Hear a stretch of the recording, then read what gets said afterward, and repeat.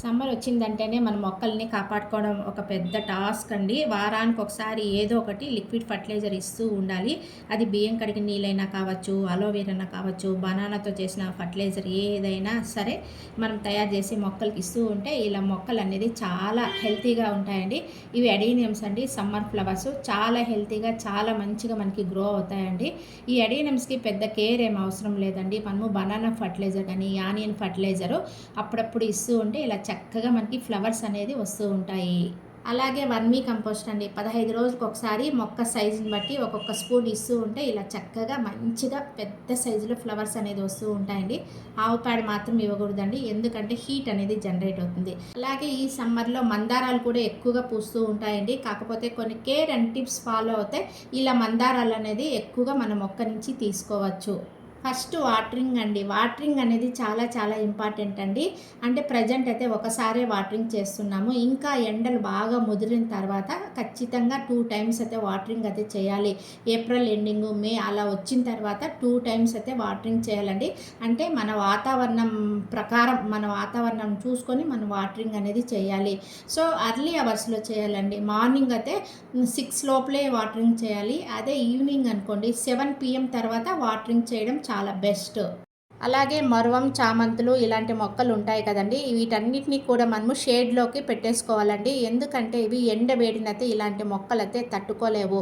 So చిన్న చిన్న పార్ట్స్‌లో ఉండే పనైతే మాత్రం మనము కొద్దిసేపు ఎండలో పెట్టి మళ్ళీ మనము నీడలోకి ఓపికగా షిఫ్ట్ చేసుకుంటూ ఉండాలి. ఇలా చేసుకోలేము అన్నప్పుడు పెద్ద పెద్ద మొక్కలు ఉంటాయి కదండీ! వాటి కింద పెడితే కూడా సరిపోతుంది.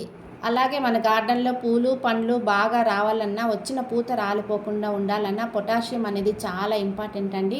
సో మాగిపోయిన అరటిపండ్లు ఉంటాయి కదా, మన ఇంట్లో పనికి రాకుండా పక్కన పెట్టేసి ఉంటాము. అలాగే మార్కెట్లో ఊరికే అడిగినా కూడా ఇలాంటివన్నీ ఇచ్చేస్తూ ఉంటారండి. అవన్నీ తెచ్చి మనము ఇలా మొక్క మొదట్లో పెట్టడం వల్ల డైరెక్ట్గా మనము పొటాషియం అనేది మొక్కకు అందించిన వాళ్ళం అవుతాము.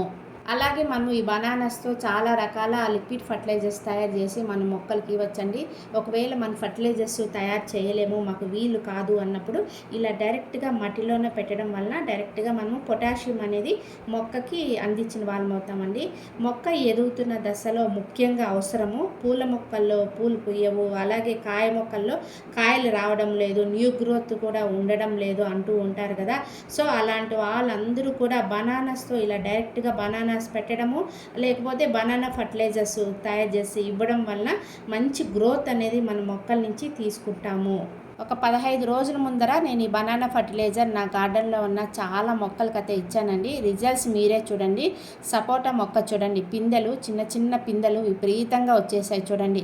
నేను ప్రతి 15 రోజులకు ఒకసారి గ్యారంటీ బనానా ఫర్టిలైజర్ కానీ బనానాస్ ఇలా డైరెక్ట్గా కానీ పెడుతూ ఉంటానండి. రిజల్ట్స్ మీరే డైరెక్ట్గా లైవ్లో చూడండి. పూత అనేది చాలా విపరీతంగా వచ్చేసిందండి. ఇది నోనీ ఫ్రూట్ ప్లాంట్. పూత అయితే ఇలా చాలా బాగా వచ్చిందండి. అంటే మనం డైరెక్ట్గా పొటాషియం అనేది మన మొక్కలకి ఇస్తున్నాం కదా, ఇలా పూత అనేది చాలా బాగా వస్తుందండి. వచ్చిన పూత రాలిపోకుండా ఉండాలన్నా కూడా మనము పొటాషియం అనేది మన మొక్కలకి ఇస్తూ ఉండాలండి. పొటాషియం అనేది మనకి అరటిపళ్ళలో చాలా ఎక్కువగా ఉంటుంది కాబట్టి ఇలా మాగిపోయిన అరటిపళ్ళతో ఇన్ని రకాలుగా అంటే లిక్విడ్ ఫర్టిలైజర్గా తయారు చేసి ఇవ్వచ్చు, లేకపోతే సాయిల్లో డైరెక్ట్గా పెట్టేయచ్చు, లేకపోతే అరటిపళ్ళు తిన్న తర్వాత ఆ తొక్కలు ఉంటాయి కదా, వాటిని చిన్న చిన్న పీసెస్గా కట్ చేసి ఒక డబ్బాలో వాటర్లో వేసి 3 days అంతా పర్మెంటెడ్ చేసి మళ్ళీ లిక్విడ్ ఫామ్లో అలా కూడా ఇవ్వచ్చండి. మీకు ఏది ఓపిక ఉంటే అలా చేసి మన మొక్కలకి ఇస్తే ఇలా పళ్ళ మొక్కల నుంచి పండ్లు, పూల మొక్కల నుంచి పూలు అనేది మనము తీసుకోగలుగుతాము. అలాగే మనం ఈ సమ్మర్లో మన మొక్కల్ని కాపాడుకోవాలంటే ఫస్ట్ ఇంపార్టెంట్ ఏంటి అంటే మల్చింగ్ అండి. మల్చింగ్ అనేది ఖచ్చితంగా చేయాలండి. అలాగే అవకాశం ఉంటే గ్రీన్ నెట్స్ అనేది వేసుకోవాలండి. గ్రీన్ నెట్స్ మేము వేసుకోలేము అనుకుంటే మల్చింగ్ చేస్తే సరిపోతుందండి. మల్చింగ్ కూడా పైన లేయర్ కాకుండా ఎక్కువగా మందంగా ఉండేటట్లు చేసుకోవాలండి. సో మల్చింగ్ అనేది మనం ఎందుకు చేయాలి ఈ సమ్మర్లో అంటే ఎండ అనేది చాలా విపరీతంగా ఉంటుంది కదండి, దానివల్ల సాయిల్ అనేది పగిలిపోతూ ఉంటుంది. సో సాయిల్ పగలకుండా అలాగే తేమని నిల్వ చేసుకోవడానికి ఈ మల్చింగ్ అనేది చాలా బాగా యూజ్ అవుతుందండి. అంటే మనం వాటరింగ్ చేస్తూ ఉంటాం కదా, వాటరింగ్ చేసినప్పుడు అవి పీల్చుకుంటాయి అన్నమాట. మనమైతే ఏదైతే మల్చి చేస్తామో అవి పీల్చుకొని అలాగే తేమని అయితే నిల్వ ఉంచుతాయి అన్నమాట. సో అవి మెల్లిమెల్లిగా కిందికి ఆ తేమని మొక్కలోకి వదులుతూ ఉంటాయి. నేను మల్చింగ్ చూడండి ఇక్కడ గోధుమ గడ్డి బెడ్స్, అలాగే కొబ్బరి పీచు ఇవన్నీ యూజ్ చేశానండి. సో మనము వాటరింగ్ చేసినప్పుడు ఆ తేమ అనేది అలాగే నిల్వ ఉంచుతుందన్నమాట ఈ మల్చింగ్ చేయడం వలన. ఈ మల్చింగ్ అనేది మనము చాలా రకాల ఐటమ్స్తో మల్చింగ్ చేయవచ్చండి. కొబ్బరి పీచుతో చేయవచ్చు, ఎండుటాకులతో చేయవచ్చు, ఎండిపోయిన పూలతో చేయవచ్చు, అలాగే వరి పొట్టు, అలాగే మన పశువులకి ఎండుగడ్డి వేస్తుంటాం కదా, ఎండుగడ్డితో కూడా చేయవచ్చండి. ఇవైతే నేను మొక్కజొన్న కంకులకి పైన ఉంటాయి కదండి తోళ్ళు, వాటితో కూడా మల్చింగ్ చేశానండి. మనము నేల అంటే మట్టి అనేది ఎండిపోకుండా తేమ అనేది నిల్వ ఉంచడానికి ఏది అనుకూలంగా ఉంటే వాటన్నిటితో కూడా మనము మల్చింగ్ చేయవచ్చు. సో సమ్మర్లో మనకి చాలా రకాల హార్వెస్ట్లు అయితే తీసుకుంటూ ఉంటాంనండి. డ్రాగన్ ఫ్రూట్స్ కూడా మనకి సమ్మర్లో వస్తూ ఉంటాయి కదా. ఇక టేబుల్ లెమన్స్ చూడండి చాలా బాగా వచ్చాయి కదా. సమ్మర్లో కూడా ప్లాంట్ అయితే చాలా హెల్తీగా ఉందండి. నేను దాదాపు 10 రోజులైందనమాట మల్చింగ్ చేసి. మల్చింగ్ చేయడం వల్ల ఇన్ని రకాల ప్రయోజనాలు అయితే ఉంటాయండి. కేవలం మనం వాటరింగ్ చేసినప్పుడు ఆ వాటర్ నిల్వ ఉంచుకొని మొక్కకి మెల్లిగా అది వదులుతూ ఉంటుందన్నమాట. దానివల్ల మట్టి కూడా బాగా సారవంతం అవుతుంది. మట్టి అనేది డ్రై కాకుండా ఉంటుందండి. ఈ ఎండ వేడిని అవి తట్టుకోగలుగుతాయన్నమాట మనం మల్చింగ్ చేయడం వల్ల.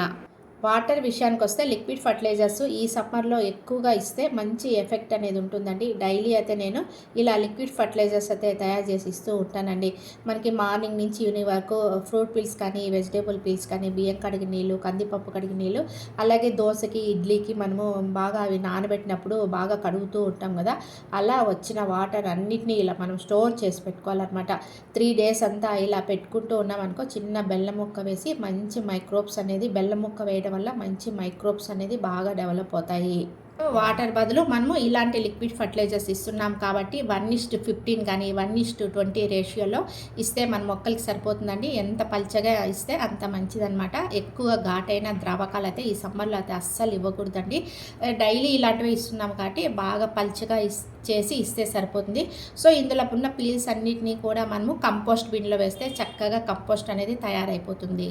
సమ్మర్ వస్తే మన ఇంట్లో ఉన్న ఫ్యామిలీ మెంబర్స్ అందరము కొబ్బరి నీళ్ళు కానీ, మజ్జిగ కానీ ఇలాంటివన్నీ మనలో ఉన్న వేడి తగ్గడానికి తాగుతూ ఉంటాం కదా. అలాగే అన్నమాట మొక్కలకి ఇవన్నీ కూడా జీరో కాస్ట్ ఫర్టిలైజర్స్ అండి. మనము తిని పడేసే వస్తువులతో ఇలా జీరో కాస్ట్ ఫర్టిలైజర్స్ తయారు చేసి మన మొక్కలకి ఇవ్వడమే.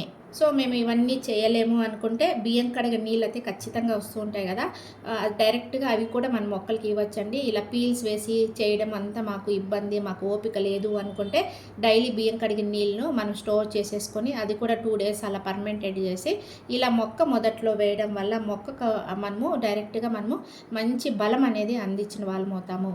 సో ఈ సమ్మర్లో మల్చింగ్ కానీ, గ్రీన్ నెట్స్ కానీ వేసుకొని ఈ సమ్మర్లో మీ ప్లాంట్స్ అన్నీ కాపాడుకునేదానికి ఇలాంటి సింపుల్ టిప్స్ మీరు కూడా ఫాలో అయ్యి గార్డెనింగ్ చేయడంలో సక్సెస్ కావాలని కోరుకుంటున్నాను. ఈ వీడియో నచ్చినట్లయితే ఒక లైక్ ఇచ్చేయండి, అలాగే కామెంట్ చేయండి, షేర్ చేయండి, సబ్స్క్రైబ్ చేయండి. Wish you A happy gardening. Survey జనా సుఖినో భవంతు. Thank you.